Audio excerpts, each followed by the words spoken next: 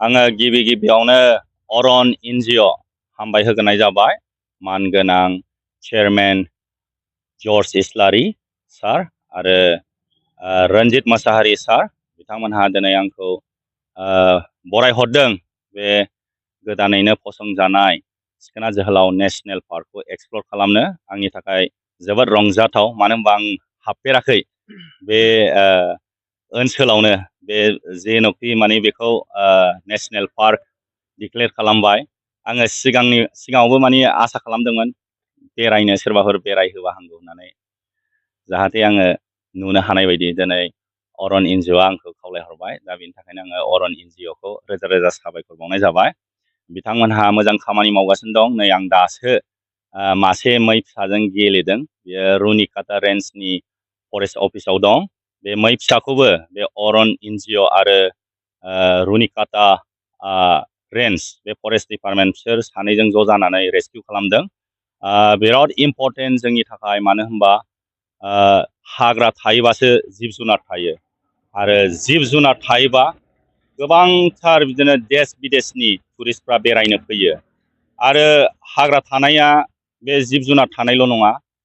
हाग्रा थायोबासो जोंनि आबहावायाबो गोग्गो जायो दा नोंथांमोनाथ' नुनो हाखाबाय जोंनि बे क'क्राझार ओनसोलाव एसि नङाबानो थानो हाला दानि बे गोलोम बोथोराव आरो गोजां बोथोरावबो आगोलनि बायदि बांद्राय गोजांला आबहावायानो सोलायलांबाय आरो क्लाइमेटआनो टटलि चेन्ज बेनि थाखायनो जोङो गोख्रों जानांसिगोन रायजो राजाफ्राबो क'पारेट खालामनांसिगोन जोंना बे अरन एनजिअ बिथांमोनहा दा बिनि थाखायनो मारैहाय हाग्राखौ होबथानानै माने हाग्रा एवनाय बा हाग्राखौ फोजोबस्रांनायनिफ्राय होबथानो हागोन बा मारैहाय जिब जुनारखौ माने दोननो हागोन ना बे गावथारनायफोरनिफ्राय ना इलिगेल पचारफोरनिफ्राय बेनि थाखाय दा बिथांमोनहा मोजां हाबा मावगासिनो दङ जोङो हाग्राखौ दोननांगोन जिब जुनारखौ दोननांगोन अब्ला अट'मेटिकलि इनकामा फैगोन जोंनाव मानो होनब्ला लाइभलिहुड ना जों थांनानै थानायनि थाखाय ओरैबायदि कम्पिटिसन जाबाय दानि जुगाव दा बिनि थाखायनो जोङो जुदि हाग्राखौ जोङो दोनोबा जिब जुनार गोबां रोखोमनि थागोन बेनिफ्राय बिदिनो गोबांथार फरेनार टुरिस्ट बा नेसनेल टुरिस्ट बिसोर बेरायनो फैगोन बिसोर बेरायनो फैयोबा जोङो हम स्टे खालामनानै टुरिस्ट गाइड खालामनानै टेक्सि ड्राइभार बा बिदिनो टेक्सि भारा बोनानै जोङो गोबांथार रां खामायनो हागोन बेल' नङा इनडाइरेक्टलि आरो डाइरेक्टलि मैगं थाइगंबो फाननानै जानो हाबाय जोङो हटेल रेस्टुरेन्ट खुलिनानै जानो हाबाय दा गोबांथार नेसनेल पार्क दङ वेस्ट बेंगलावनो थां बा जिम करबेट थां हरै गुजरात बा ओरै मा होनो उत्तराखन्ड गुजरातआवथ' जिम करबेट बे नेसनेल पार्कआ बिराद फेमास अपेनलि टाइगारफोरखौ नुनो हायो जुदि टुरिस्टफ्रा जिपसि साफारि बा जिप साफारि खालामनायाव जुदि जुनारफोरखौ नुबासो फैगोन बाव ओरैबायदि नेसनेल पार्कआव जुनारफोरखौ बिराद मोजां नुनो हायो होमबा आरो बिसोरबो हरलायबाय आरो गोबांथार टुरिस्टफ्रा बिदिनो फैगोन आरो बिदिनो देश बिदेशनिफ्राय बिदिनो जोंना इनकामाबो जालांगोन अट'मेटिकलि जेरै नोंथांमोनहाथ' इउटुब बा फेसबुक दानि ससियेल मिडियाआव नुनो हायो आफ्रिकायाव गोबांथार टुरिस्टफ्रा थाङो मानो होनबा अपेनलि बाहाय टाइगारजों गेलेलायनो हाबावो मानसिखौसो गारिनि सिङाव दोनबाय ओमफ्राय मा होनो जुनारफ्रा अपेनलि नोंनि गारिनि सोरगिदिं गिदिंनानै फैयो टाइगारानो जा बा जिराफफ्रानो जा बेफोरबायदि जुनार थाबासो गोबांथार माने टुरिस्टफ्रा नायनो फैगोन दा जोंनाव सिरियाखानायावसो नायनांगौ लख्राफोरखौ नायनोबा जिब जुनारफोरखौ नायनोबा गैला मानो होनबा जोङो हाग्राखौ एवगासिनो सानफा एफा आरो जुनारखौबो गावथार जागासिनो दा जोबस्रांबाय आरो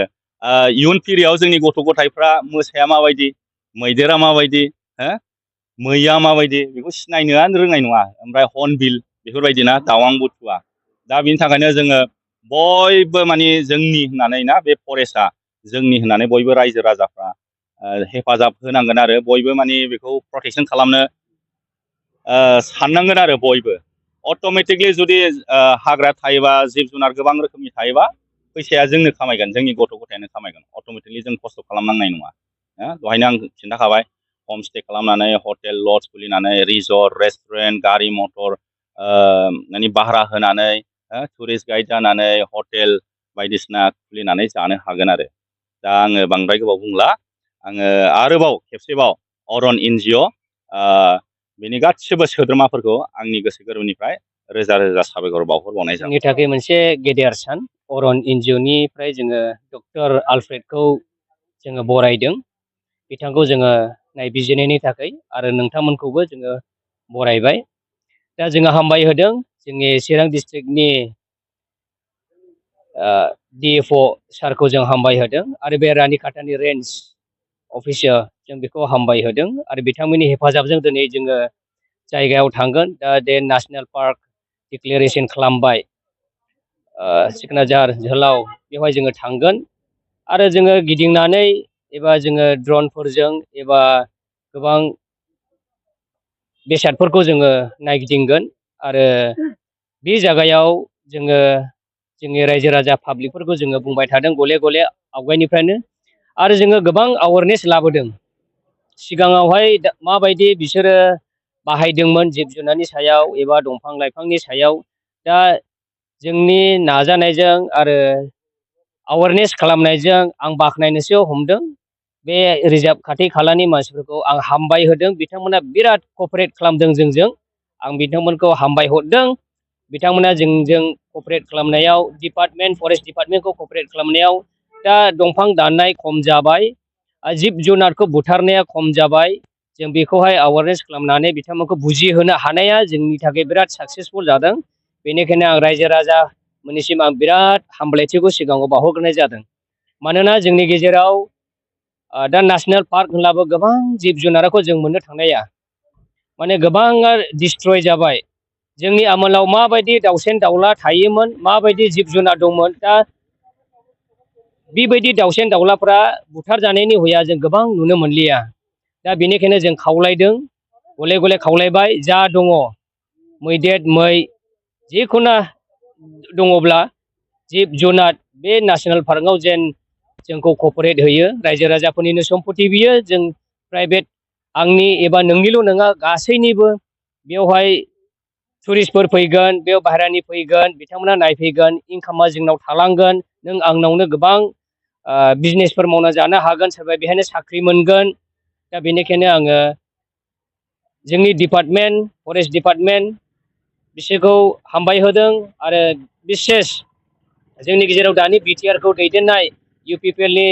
सरकारावहाय जाय प्रेसिडेन्ट सार एबा CEM सार प्रमद बर' सारखौ आं रोजा रोजा हामबाय होदों। मानो होनब्ला बिनि दैदेननायाव आरो फेरेंगा सार बिसोरनि दैदेननायाव बे नेसनेल पार्कआ जानानै फैबाय। दा बाख्नायजाथाव, बेनिखायनो आङो कंग्रेसुलेसन हरदों सारमोनखौ आरो अरायबो जोंखौ सापर्ट होगोन होननानै आं आसा भरसा खालामनानैहाय बेहायनो आं फोजोबबाय। गोजोनथोंसै।